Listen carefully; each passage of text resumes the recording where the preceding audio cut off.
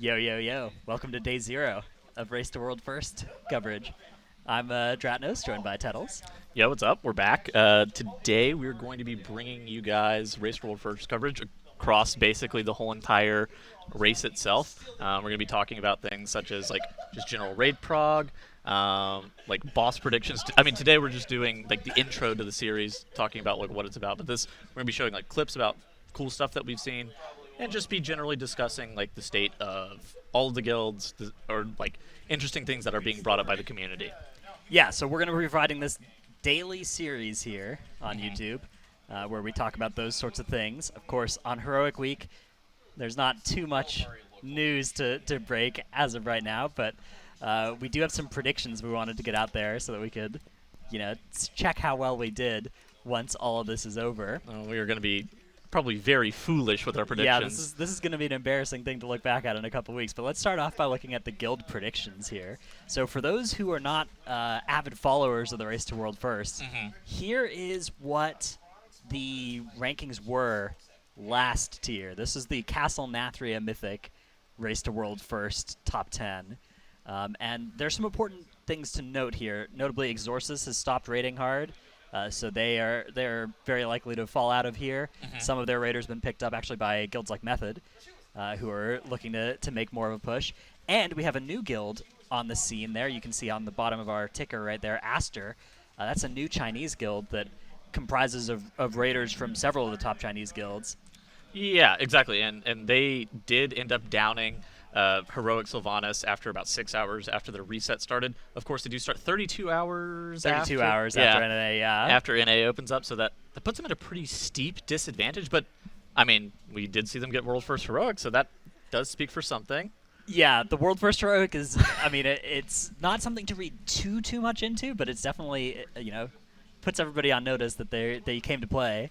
So we'll have to see how that all works out. All right, so for predictions, all right. What do you think about like the top 3 right now? So I would still put Limit and Echo in some order in the top 2 slots with like 99% confidence that those two guilds end up comprising that top 2. But the third slot, I don't know. I think Pieces have to be still the favorite for it, but Team Aster, Method have been aiming for it, angling for it. Any tier as well. Fat Shark, yes, always can yoink that third spot. But that would be interesting. BDGG. BDGG maybe. Yeah, they're another NA guild that's been trying to move up in the leaderboard. So yeah, they got 4th for Heroic. I mean, there's a lot of interesting stuff. Skyline too. Yeah, Skyline. So I do think that 3rd, 4th, 5th slot open up for a lot of different guilds. I do think I would have to agree that like Limit and Echo have to probably be the top 2 favorites. Okay, so who is your number 1 then? I would pick Limit, but I think it's really, really, really close between Limit and Echo. I think if you look at like Nathria, the caliber of play of both guilds is just both have been accelerating so hard. I think I would have to agree. I think for me, Limit's also my favorite going into it. Then Echo. Okay, so then what would be your 3rd? I would put my money on Pieces still. Really, I think Method is 3rd. Interesting. Yeah, I've heard rumblings that they've been really ramping up as well. Yeah, and they have a new tagline: "Let's effing SCO." Of course, very well known. Okay. Okay, so then 4th, probably some combo of Method for you. I don't know. I mean, I think that you can't count out Fat Shark. Yes, you can't count out the new team as well, Team Aster. Yeah. That will just depend a lot on how much the head start, ends up. Okay, so you don't want to be making guesses outside of the top 3 for you? I don't want to make guesses outside of the top 2. I think I'm pretty confident in top 2, but even that, I don't know. There's a lot of guilds that want to get World First, and a lot of guilds that are going for it now. So Dratnos will lock in Pieces for 3rd. I'll lock in Method for 3rd, and then we'll just say the rest of the field will figure out the rest. I would say like 8. The top 8 spots are really competitive, realistically. I think, yeah. I mean, even below that, there's a lot of guilds we haven't mentioned yet, like Aversion, that are just like true, dude. all-stars out there, and wild. Will in a good tier they can really secure a couple extra ranks. Yeah, that's a good point. Let's talk a little bit about this tier, though. We've got some bosses that we've played on Heroic that have been interesting so far. It's a weird texture for a tier because you're being generous. Halfway through the raid on Heroic, it's just spikes in difficulty with Painsmith. They have mid-tier mythic bosses in this Heroic instance for some reason. Yeah, and then you get to Sylvanas as well, and Sylvanas is, on Heroic is like It's the difficulty of a mid to late tier mythic boss, I would say, pulling it this week. It's also been hotfix buffed. Like, okay, so I mean, it's been hotfixed to make a lot of the mechanics a lot more bearable, but it's been inadvertently buffed by changing these hotfixes because the bugs that they're fixing for made the boss like not do mechanics occasionally, but they are making the boss a lot harder. And Dratnos is about to pull up some statistics on this over on Wowhead. Yeah, this Wowhead article is actually great if you want to read about what's happened to Sylvanas and all the history of the hotfixes that have happened to it. But near the top of this article, there's some stats here that are quite illuminating. Yes. 33 guilds have killed Heroic Sylvanas as of the time of this article coming out. And that's compared to 98 that have killed Heroic Denathrius by this point, 600 for Heroic N'Zoth, 400 for Heroic Ashara, 450 for Heroic Jaina, and 400 for Heroic Gahun. So all of those bosses on Heroic were doable. I would say you would be able to even pug AOTC the first week for a lot of those BFA bosses. And then we have the Shadowlands Heroic bosses, which are absolutely not close to puggable. I don't know. I mean, pugging where 600 guilds got Heroic N'Zoth, like some pugs were doing it, but they were probably pugs all of players in those guilds. Yeah, right? sure. Yeah. But at the same time, I don't know, man. This difficulty stuff is, I mean, yeah, we're having to raid lots of hours for now, Heroic for no reason. Heroic Sylvanas, it has some worrying points as well. I know a lot of players are kind of worried about this boss on Mythic. Yes. Because it has some elements reminiscent of bosses like Stone Legion Generals that were widely unpopular. You've got these long intermissions. You've got these Goliaths, actually, just like Stone Legion Generals. There's Goliaths in this Those fight. Goliaths are completely different, but yeah, I guess. Different models and mechanics and everything, but named Goliath as well. So okay, I mean, it does check out. Similarities. Also, both fights lasted 20 years, so that is another similarity to keep in mind. Sure. We'll have to see. The one saving grace is that pretty often Mythic and Heroic is very different experience on end bosses, right? You can look at a boss like Unat that was a walk in the park on Heroic and brutally difficult on Mythic, right? I think the biggest complaint about Sylvanas, though, isn't necessarily like the difficulty of the fight, because like the developers can always tune the difficulty. There is like a fundamental issue with Sylvanas in Phase 2 specifically. First off, 30-second RP, which for those who don't know, you can if everybody skips the cutscene, you don't have to sit stunned for 30 seconds. Many would argue, not me, of course, but many would argue that there shouldn't be a 30-second cutscene in the middle of a fight. I think that would be a good thing to not exist on Mythic, at least. Yeah. Okay. The second issue is the fact that the Phase 2 is just you running across a bridge for 5 minutes. And the boss is immune. Like, yes. for most of it.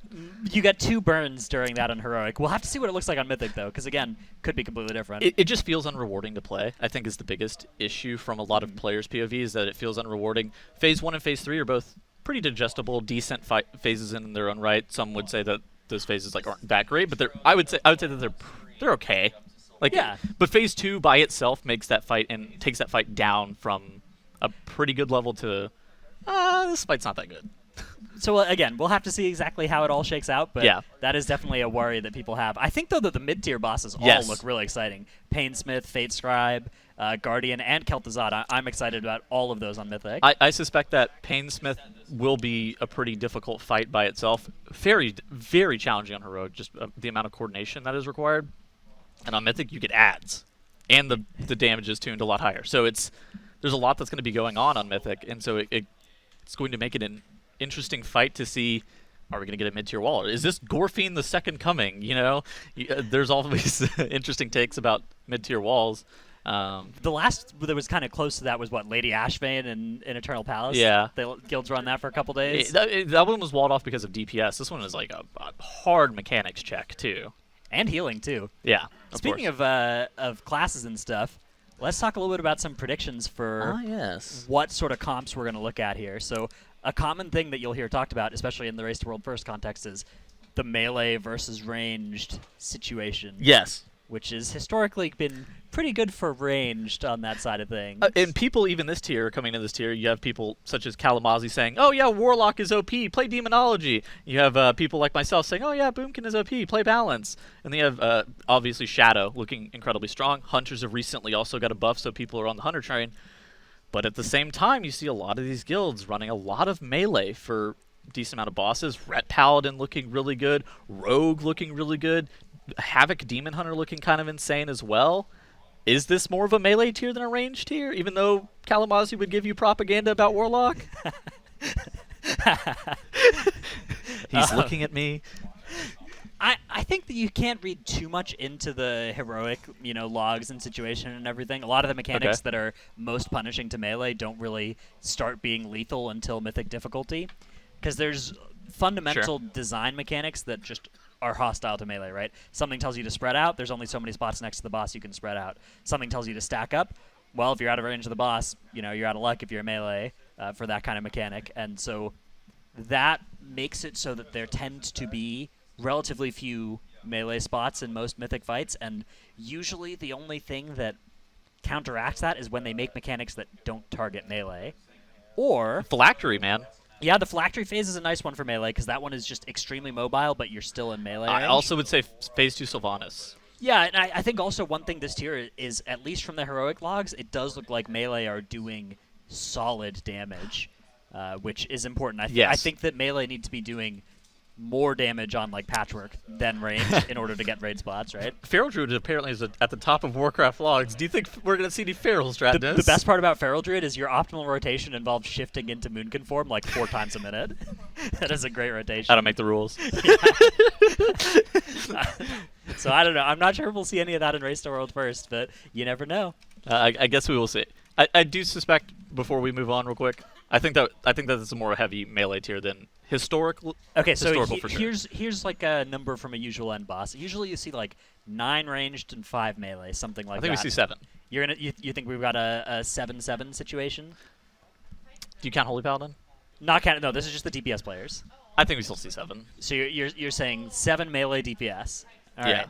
I'll take the under on that. Okay, we'll see. Well, this is a great one that we'll look we back can look on, back on this one and say, oh, how foolish one of us was.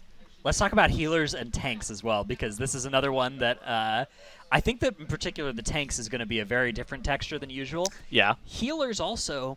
So healers in Race to World first, usually the thing that's been good the last couple of years has been just paladins and priests, because they have damage reduction rate cooldowns, and they passively do damage as part of their healing rotation. Yep. And those are just more valuable than the stuff the other healers bring. On some of the heroic fights, though, there's been a lot of demand for throughput already on fights like Heroic Painsmith, Heroic Sylvanas, and even KT. Yeah, the better throughput healers like Mistweaver, like Resto Druid might actually have a shot this tier. I don't know. My guild has been played with a Mistweaver and a Resto Druid. We have one of every healer, basically. The old Rainbow comp. Exactly. Yeah. We have one of every healer, but at the same time, it seems like they all have their use case. Revival is surprisingly very strong for meteors on KT. Yeah. You're able to dispel all of the roots off of players. I do generally agree with you. I think that all healers have their own little niche that they can kind of fit into. If throughput is solid, I suspect that we're going to see Mistweaver and Resto Druid come out in varying levels. We'll see, though. I think that Drynos is 100% correct, though. All healers seem useful in some way. Yeah, my default would still be to assume that it gets towards you need damage from Paladin. I don't know. Think of the Race to World first. I think 3 of the healers, 3 of the 4 or 5 will be Paladins or Priest at least, but we'll see. It's hard because where are you going to get? Because you do get Monk buff from Mistweaver, and Windwalker is good, but how would you ever get your Windwalker buff, or would you ever get your Monk buff from a Mistweaver? You could, yeah. You could also get it from your tank roll. The tank roll can be nice. Nice pivot. They're very frequently the bringers of the raid buffs, right? You can bring your Brewmaster. You could bring a Vengeance Demon Hunter. That was really good last tier because that was where you got your Chaos Brand from. This tier looks like Havoc will probably be able to carry that raid Havoc buff. is good, yeah. So what tanks are you expecting to see? It looks like a lot of Warrior occasionally. Well, so Warrior as a tank has been something people have been thinking about recently, because the way that Sylvanas works, where she dies at 50%, is very bad news for Fury Warrior, right? If you're a Fury Warrior, you're hang on a second. Yes, what is this is not the percentage we wanted this fight to end at, right? Hold up, wait a minute. So if Fury Warrior is not going to be easy to get a spot, then that's all right, we need a Prot Warrior for Battle Shout now, sure. Right? On the other hand, you maybe still play Arms. Maybe Sylvanas has different percentages on that fight anyways than it is on Heroic. That'd be wild. It's pretty frequent that fights, even if they have the same basic phases, operate differently in that sort of way on Mythic. You can look at a fight like Gul'dan, for instance, which is just I mean, the phase 1 is completely Sure. taken away, and the percentage healths are all different as well. So yeah, I mean, maybe. But if you don't want to bring a DPS warrior, right? Prot warrior Okay. needs to come in. So we've seen a lot of also DKs and Guardian Druids. I think that's something that's pretty popular that a lot of people haven't been talking about necessarily. There's a lot of really good Death Grip and Mass Grip fights midway through the tier. Soul Render. Yeah, Soul Render, having grips for that is really useful. And then Guardian Druid kind of just... so it doesn't bring a raid buff. It doesn't really bring any utility. I mean, But it's good damage. It brings Stampeding Roar.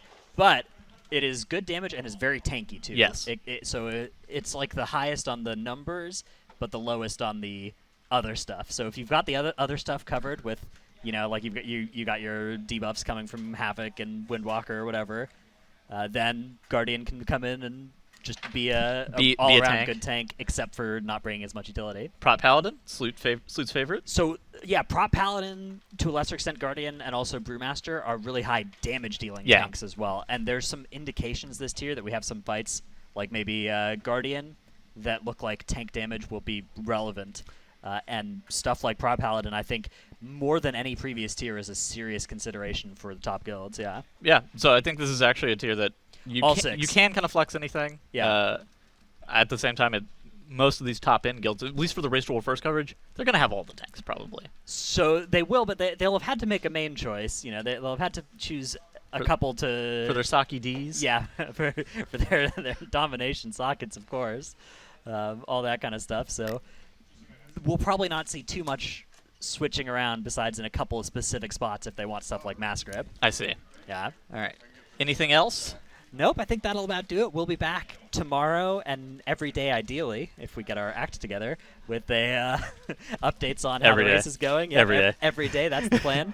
So we'll keep you posted. Our ticker will be updated with all the Mythic progression and stuff.